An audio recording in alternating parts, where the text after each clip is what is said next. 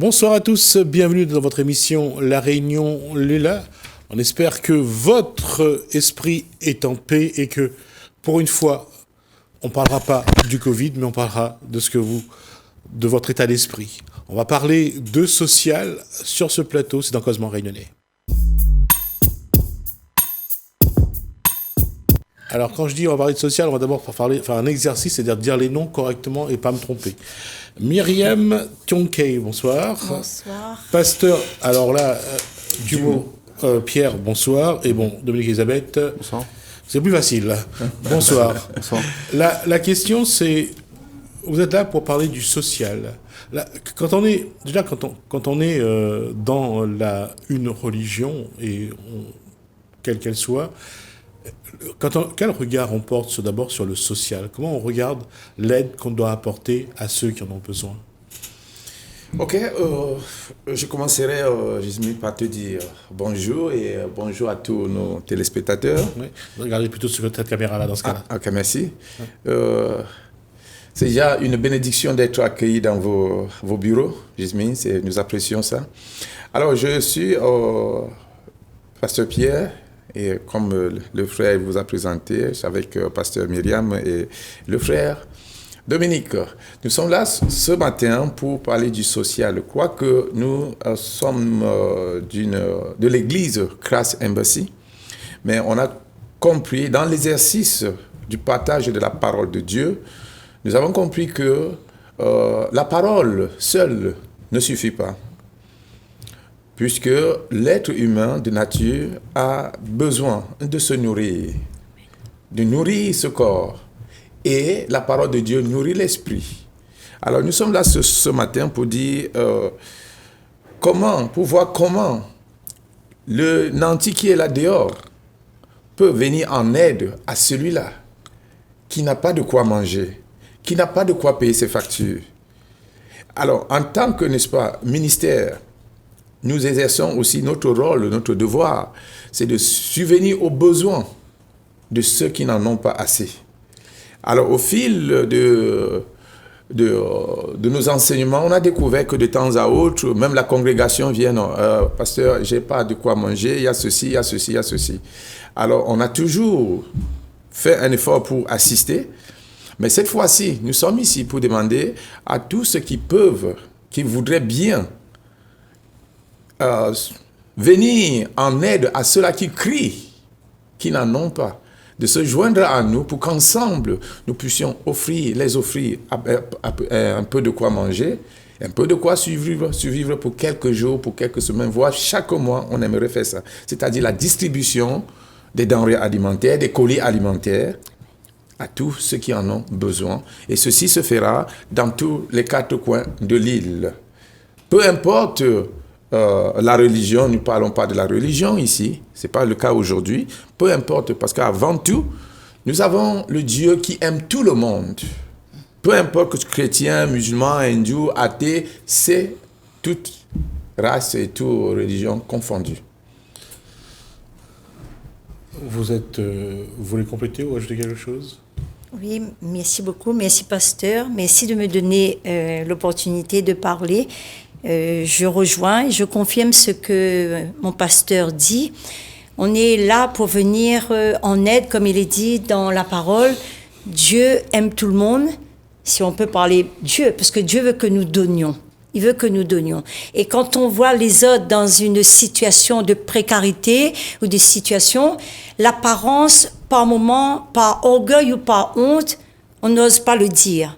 Mais la faim crée des situations où l'autre ne vient pas demander. Mais c'est à nous qui voyons cela, c'est à nous de venir en aide. Dieu veut que nous venions en aide à tout le monde, sans distinction de religion, de race ou de quoi que ce soit. Dieu aime chacun de ses enfants.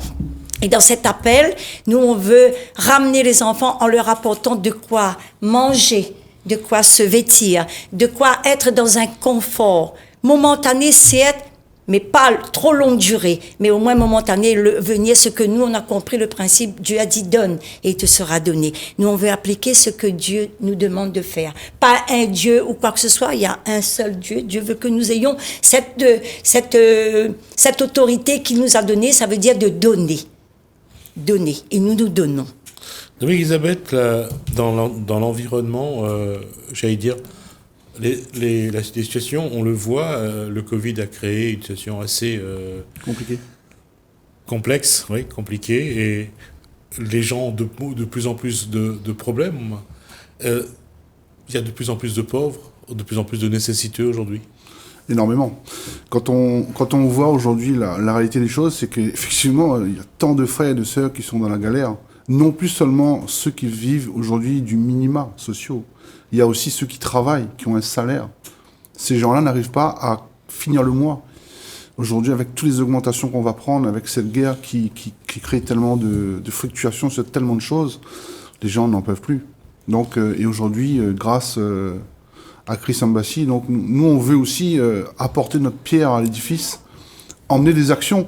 Et surtout, le message qu'on voudrait faire passer, c'est déjà essayer de voir avec tous ceux qui le font déjà avant nous, essayer de voir un petit peu quels sont les secteurs où l'aide est le plus apportée. Parce que malheureusement, nous, on a des gens qui viennent de Bras-Panon, Saint-Benoît, Saint-Philippe, Sillaros.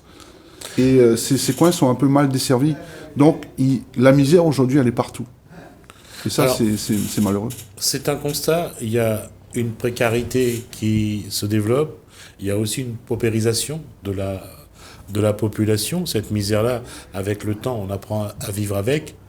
Quelle doit être la posture, l'attitude de chacun dans la vie de tous les jours? Parce qu'on dit toujours, on fait une action, on donne. Et quelqu'un disait que si on faisait on regardait vraiment, on prenait le temps, on pourrait nourrir tout le monde avec ce qu'on a, ce qui est une réalité. Sauf que, malheureusement, plus ça va, plus les gens deviennent égoïstes. Il y a ce repli sur soi, il y a le fait que les événements arrivent et à chaque fois, les gens prennent des coups. Et dans la posture, c'est toujours de se refermer sur soi.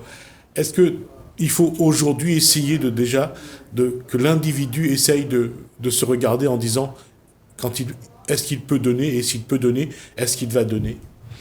Moi, je dirais que, et ça c'est un message pour nos politiciens, c'est bien de vouloir faire des grandes choses, des grandes routes, c'est bien, super. Mais le mec qui marche à pied ou le mec qui roule... Aujourd'hui, il y en a des gens qui ont même plus le moyen de payer un ticket de bus à 1 euro. Alors ça sert à quoi de vouloir leur dire de mettre 700 bus ou 1000 bus? Ça n'a pas de sens. Donc c'est vrai qu'on doit avoir un pays qui se développe, où on doit aller vers certaines choses, c'est bien. Mais il ne faut pas oublier qu'aujourd'hui, il y a tant de gens qui souffrent, il y a tant de gens qui n'ont pas à manger, qui sont dans la galère, ils ne savent même pas comment donner à manger à leurs enfants ce soir. Il y a deux choses qui est paradoxale dans cette situation. Un, les gens qui souffrent, on ne peut pas les montrer parce que ça serait du voyeurisme et de l'exhibitionnisme. Ah ouais. Mais quand on en parle, on a l'impression parfois, quand on lance un appel à une collecte ou à des dons, on a l'impression qu'on essaye aussi de prendre de l'argent aux autres pour des raisons parfois qui ne sont pas vraies. La crédibilité des gens, à un moment donné, est en cause. Comment continuer à réclamer de l'aide pour aider ceux qui en ont besoin, et en même temps, parfois on se dit, on donne de l'argent, on n'a pas l'impression que ça sert à aider ceux qui en ont besoin. Ok, merci Gismi. Le frère Dominique a bien développé, n'est-ce pas, un concept très, très clair vu la situation qui prévaut. C'est-à-dire que c'est dur, c'est difficile pour certaines personnes. Alors, pour la question que vous venez de poser, je crois que si nous sommes là, Christ Embassy est là, c'est des actions que nous menons déjà. C'est des actions que nous menons déjà, c'est-à-dire que nous venons déjà aux besoins de cela avec les moyens que nous avons. Nous le faisons déjà en tant que congrégation. Mais puisque, n'est-ce pas, comme le frère l'a dit, ça va grandissant. Le nombre de demandeurs va grandissant. C'est alors que nous venons, n'est-ce pas, pour voir s'il y a possibilité que certains s'ajoutent à nous pour être des partenaires pour cette action, n'est-ce pas? Et tout sera géré dans une transparence inédite parce que nous le faisons déjà. Et également,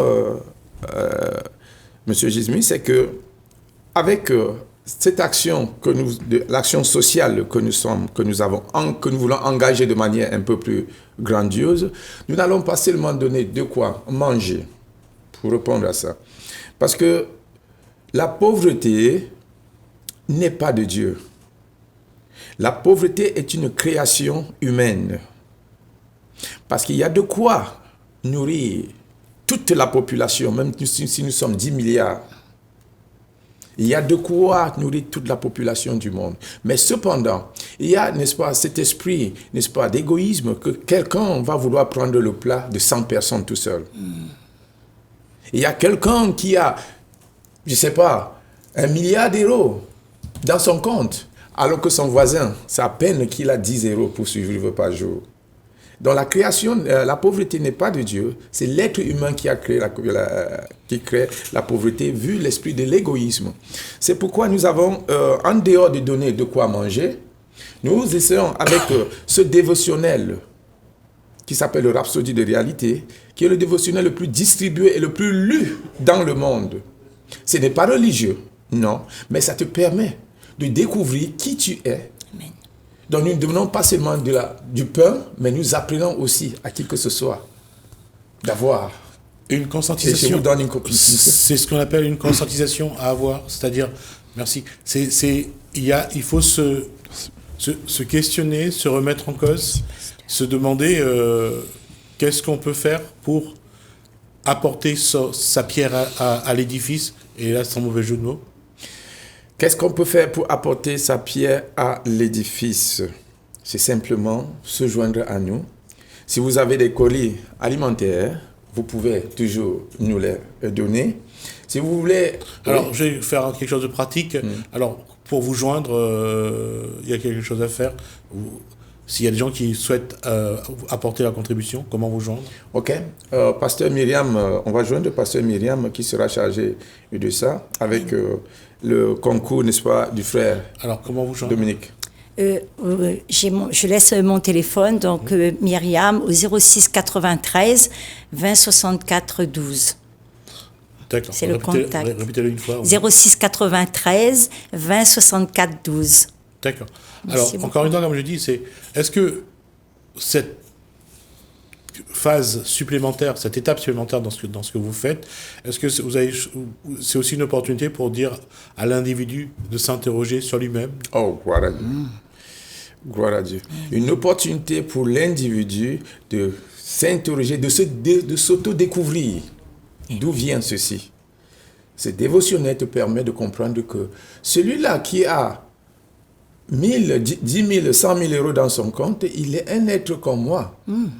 Nous sommes nés peut-être d'un même père. Pourquoi lui, il en a assez et moi, c'est à peine que j'ai? La différence, c'est quoi? C'est au niveau de l'information de qui tu es. La découverte de qui tu es fait la différence entre le riche et le pauvre. Alors donc, c'est pourquoi, dans la distribution, n'est-ce pas, de ces colis, nous n'allons pas seulement les donner de quoi manger ceci. Ce dévotionnel est aussi distribué gratuitement. Et c'est un dévotionnel très, très, très riche qui te permet ça te rend heureux quand tu découvres qui tu es et les richesses qui sont destinées pour toi. Vous voyez, c'est fait à partir des Écritures. Et il est très, très, très, très recommandé. Et je recommanderais que toute personne ne peut passer chercher ce dévotionnel qui sort mensuellement. Amen. Et sponsorisé par les partenaires. Merci. Entre ce que disait Socrate, connais-toi toi-même, entre ce que disait Gandhi, de faire le tour de soi au moins une fois pour savoir qui on est, aujourd'hui, la démarche, ça veut dire que l'individu ne prend pas le temps de se poser et de s'interroger et de voir son évolution. Oui, oui. C'est malheureux, hein. Aujourd'hui, on vit dans un monde où on vit pour soi, on est égoïste, on ne regarde pas les autres. Des fois, on les regarde même avec mépris. Mais je trouve que c'est bien dommage. Aujourd'hui, le peuple, beaucoup de gens souffrent. Et comme a dit Pasteur, ceux qui en ont, ce serait peut-être bien aujourd'hui de faire des gestes, donner à ceux qui n'en ont pas. C'est un peu paradoxal quand on regarde un petit peu les informations, les chiffres, on voit les classements de ceux qui sont les plus riches. Et quand je dis c'est plus riche, c'est aujourd'hui Elon Musk pointe à 270 milliards sa fortune personnelle. Et il vient de racheter Twitter 41 milliards, je crois. C'est quand même quelque chose qui montre que entre celui qui vit avec 10 euros par mois et celui qui vit avec tous ces milliards, est-ce que on ne crée pas ce fossé entre les pauvres et les riches exprès? Parce qu'il y a un moment, je crois qu'on va essayer d'éliminer de la terre les plus pauvres. C'est ce qui a déjà commencé d'ailleurs. Moi, si je peux répondre, pasteur. Vas-y. Et je pense que ceux qui sont riches aujourd'hui, moi je les envie pas, hein, personnellement, je suis content pour eux. Mais il faut savoir une chose, c'est qu'il faut faire attention quand un peuple a faim. Il y a plein de choses qui peuvent se passer après. Très bien. C'est pas des menaces, je ne menace personne, au contraire, non. Mais aujourd'hui, un riche, il a besoin d'un moins riche, le moins riche, il a besoin d'un pauvre pour faire le travail. Et je trouve déplorable qu'on puisse donner quelqu'un des miettes et au-dessus, on ramasse des tentes. Et je pense que les mentalités devraient changer et faire attention que demain matin, que le peuple se réveille, parce qu'il y a déjà plein de pays qui est en train de... ce genre de choses est en train d'émerger et que le peuple est déjà dans la rue pour dire stop, ça va plus. Est-ce que ce serait pas ce sera pas bien aussi de se poser la question sur le peuple? Parce que le peuple aussi a aussi ses faiblesses, a aussi son manque de courage, a aussi ce manque de solidarité. Parce que lorsqu'il faut mener un combat, c'est chacun pour soi, même au niveau du peuple, même au niveau de ceux les plus modestes. Là aussi, chaque individu a sa part de responsabilité. Très bien. Chaque individu a sa part de responsabilité. Le peuple a aussi sa faiblesse. D'où vient maintenant l'importance de l'enseignement. La faiblesse du peuple vient du fait qu'il manque de connaissances. C'est là où la faiblesse du peuple est. Et c'est là où vient, n'est-ce pas,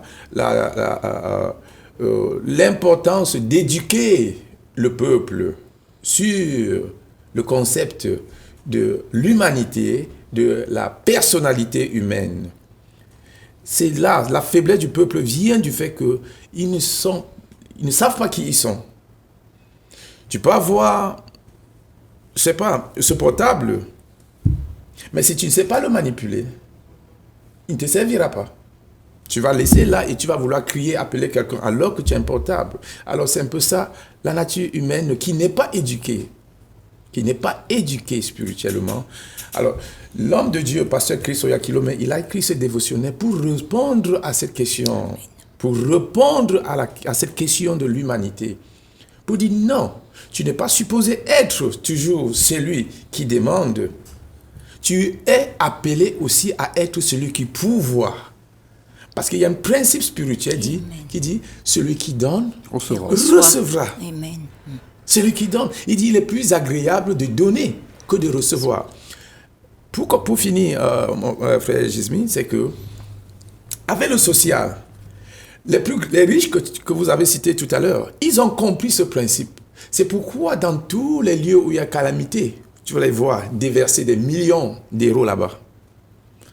Soit que ça soit n'importe en Asie, en Amérique, là où il y a des guerres, tu vas voir, ils vont déverser des millions de aide sociale. C'est parce que c'est un principe spirituel qui dit, tu n'as pas besoin d'être chrétien, musulman. Quand tu l'appliques, donc pour le faire, tu as besoin de la connaissance. Celui qui donne, Bill Gates et consorts, qui va, dans tout ce qu'il y a comme social, il déverse des millions. Et c'est pourquoi ça les russe. Si les entrepreneurs qui nous écoutent, nos hommes d'affaires, femmes d'affaires entrepreneurs pouvaient entrer et appliquer ce principe de fournir, de donner à ceux qui sont nécessiteux. Spirituellement, ça affecte les entreprises. C'est un principe qui a été prouvé. Merci. Ça affecte positivement les finances des entreprises. Alors, je vais juste te rappeler, on arrive dans la dernière minute de cet échange. Alors, donc, vous faites donc appel aux dons à un soutien pour pouvoir distribuer plus de colis alimentaires, plus de moyens à ceux qui aujourd'hui en ont besoin. Et cette liste, malheureusement, de gens qui en ont besoin s'allonge. Il y a de plus en plus de gens dans une situation difficile, précaire. Aujourd'hui, vous mettez le doigt sur le fait qu'il faut absolument être plus solidaire, être plus fort ensemble pour aider ceux qui en ont besoin. Oui. Donc déjà, pour finir, c'est important de le dire, hein, CAF, Malba, IAB, chinoise, arabe. Là, on ne parle pas de religion, on parle de frères et sœurs. D'accord. Donc, au moment qu'on va mettre en place notre action, tous ceux qui seront dans la nécessité, qui auront besoin de ce colis, ils seront les bienvenus. Ça, c'est la première des choses. La deuxième des choses, ici, c'est un message surtout de tolérance et surtout d'amour et d'amitié qu'on veut faire passer aux gens, aux décideurs, ceux qui ont les moyens. Aujourd'hui aussi, c'est peut-être à eux aussi aujourd'hui de donner une autre image d'eux-mêmes, de leur société. Comme a dit Pasteur, donnez, vous allez en recevoir. Donc aujourd'hui, nous, notre message, c'est de dire à tous ces décideurs qui ont des grandes entreprises, les grandes surfaces, à qui demain on va venir leur demander de nous donner le surplus ou ce qui voilà, ou du moins de nous donner le droit d'exploiter un petit passage devant chez eux pour demander aux gens de nous aider. Donc tous ces gens-là, demain, j'aimerais qu'ils nous ouvrent la porte parce que ce besoin, il est réel. Et nous, ce travail, on veut bien le faire parce qu'on est avant tout des bénévoles. On est aussi des frères et sœurs. On sait c'est quoi la galère. On voit nos frères et sœurs souffrir. Et moi, je leur dirais déjà merci pour tous ceux et celles qui, demain aussi, ces grandes entreprises, vont nous ouvrir leurs portes, nous donner la possibilité de percevoir quelque chose pour ensuite le redonner aux plus nécessiteux. Merci Dominique Elisabeth. Merci donc également à Myriam Tionkei et merci au pasteur Dumeau, Pierre. Et pour cet échange, on aura l'occasion de vous revoir sur ce plateau si vous avez besoin de communiquer encore et de lancer des appels pour que la solidarité se joue une fois de plus à La Réunion. Merci à vous. Merci à vous de nous avoir suivis. Merci à Alain, merci François. Je vous dis à bientôt. Merci.